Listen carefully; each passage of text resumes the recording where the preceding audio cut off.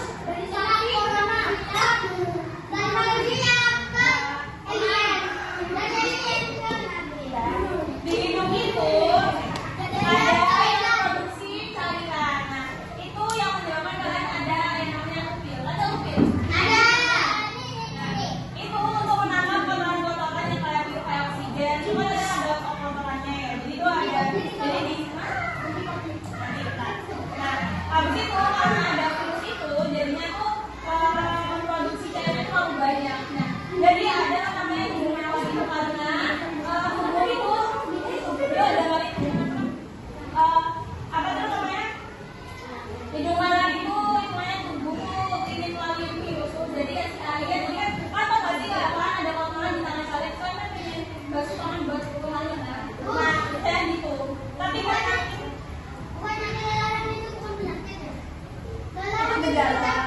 Bu, gejala.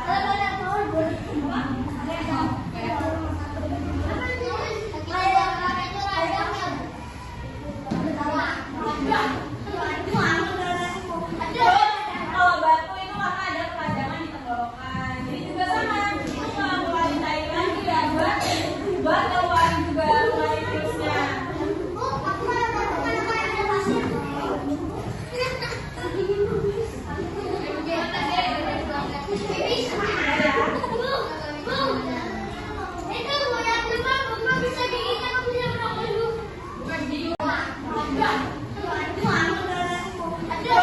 Kalau batu itu karena ada peradangan di tenggorokan. Jadi juga sama. Itu kalau mulai cairan juga buat keluar juga mulai virusnya.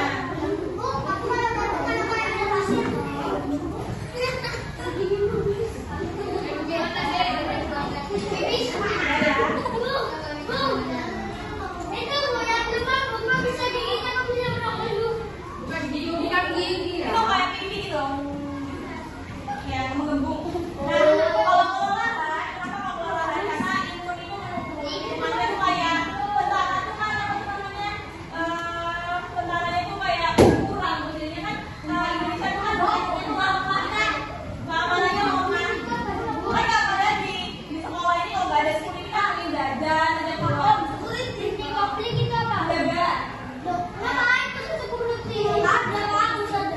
Nah, itu ayo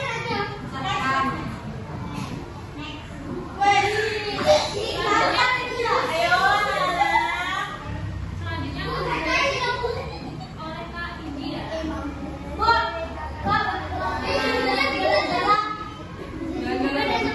Ada diem ya.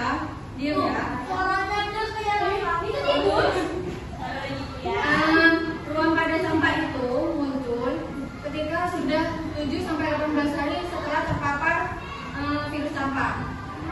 Jadi awalnya ada ruang-ruang itu pertama-tama tuh ada di belakang telinga. Nah setelah di belakang telinga lalu menyebar ke dahi. Nah setelah di dahi ruangnya itu nyebar ke leher. Nah setelah di leher baru ke punggung sama perut, lalu ke tangan sama kaki. Jadi ruangnya itu bertahap. Awalnya itu dari telinga dulu, terus apa tadi? Dahi, terus leher, habis itu perut atau punggung, lalu tangan atau kaki. Next.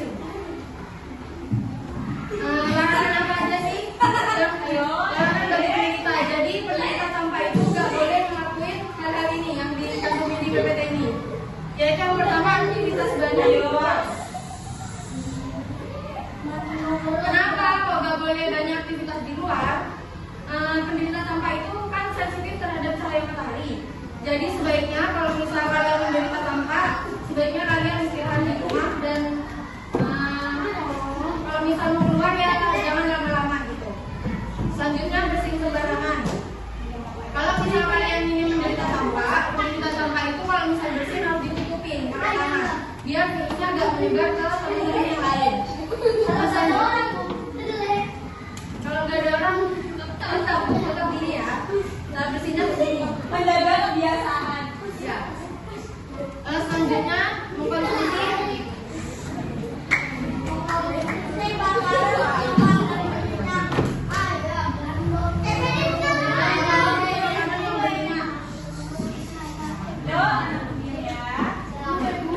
jadi makanan yang berminyak sama berlemak ini bisa membunuh sistem imunnya kalian. Nah dampaknya apa kalau misalnya sistem imunnya kalian itu berturun, melemah?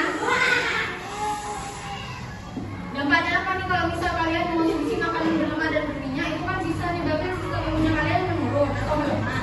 Nah dampaknya kalau misalnya sistem imunnya kalian menurun atau melemah itu gampang terpapar penyakit, gampang terpapar virus gitu. Nah selanjutnya jarang mencuci tangan. Penderita sampah itu harus sering cuci tangan biar nggak nularin virusnya ke teman-temannya yang lain yang nggak terkena sampah, yang nggak terpapar sampah gitu.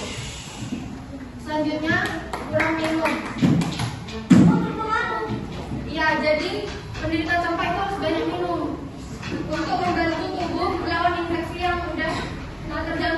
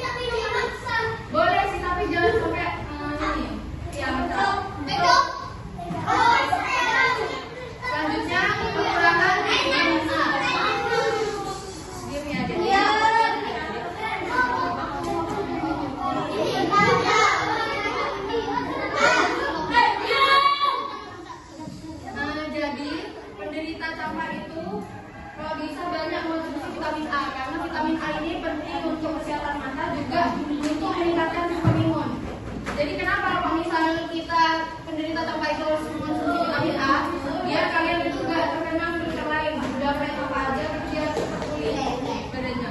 Nah, selanjutnya terkena cahaya berlebihan. Tadi kan udah disebutin nih, kalau misalnya menerima dampak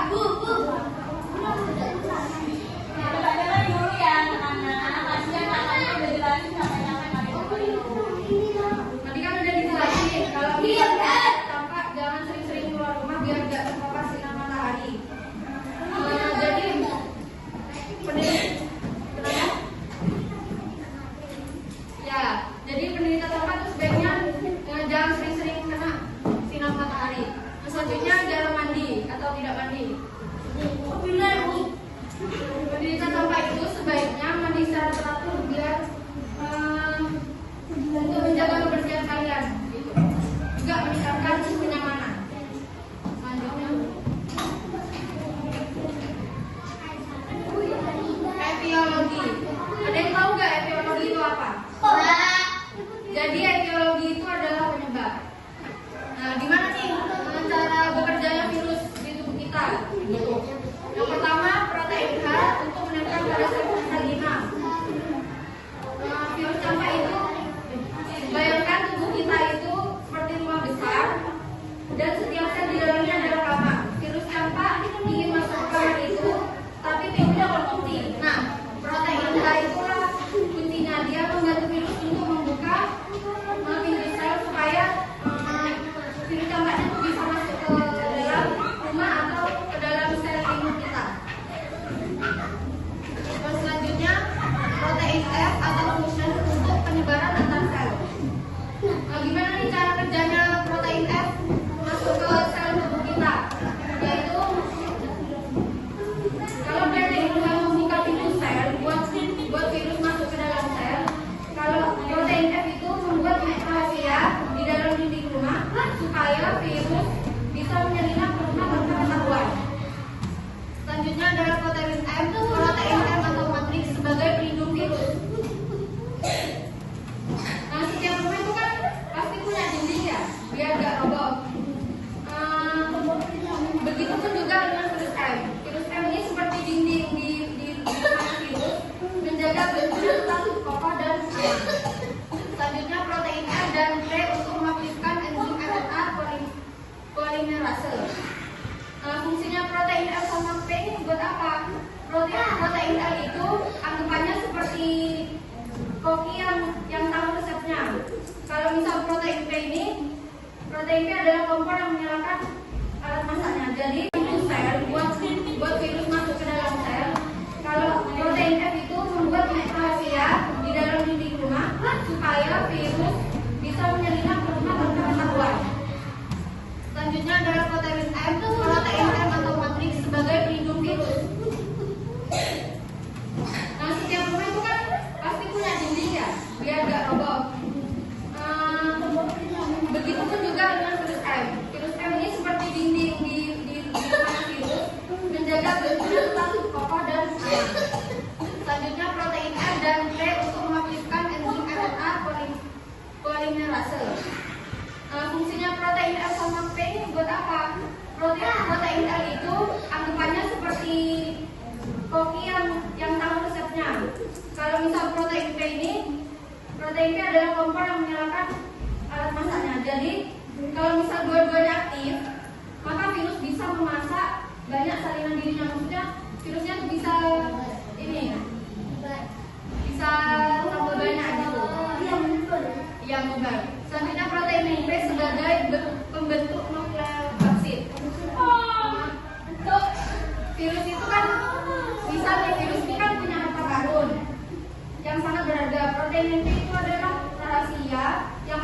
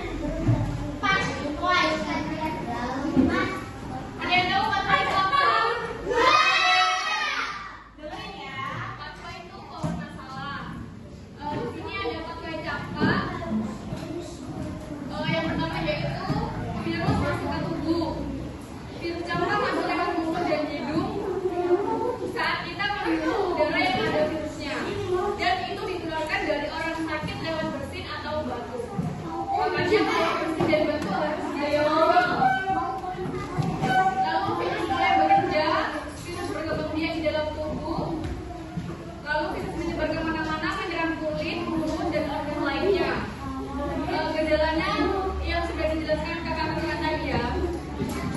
Kalau di kulit itu muncul bercak merah atau ruam seperti bintik-bintik merah di mata dan hidung. Mata jadi merah dan air. Lagi ini ada adik. Dengerin dong. Kalau di mulut bintik-bintik putih kecil di dalam mulut. Udah next.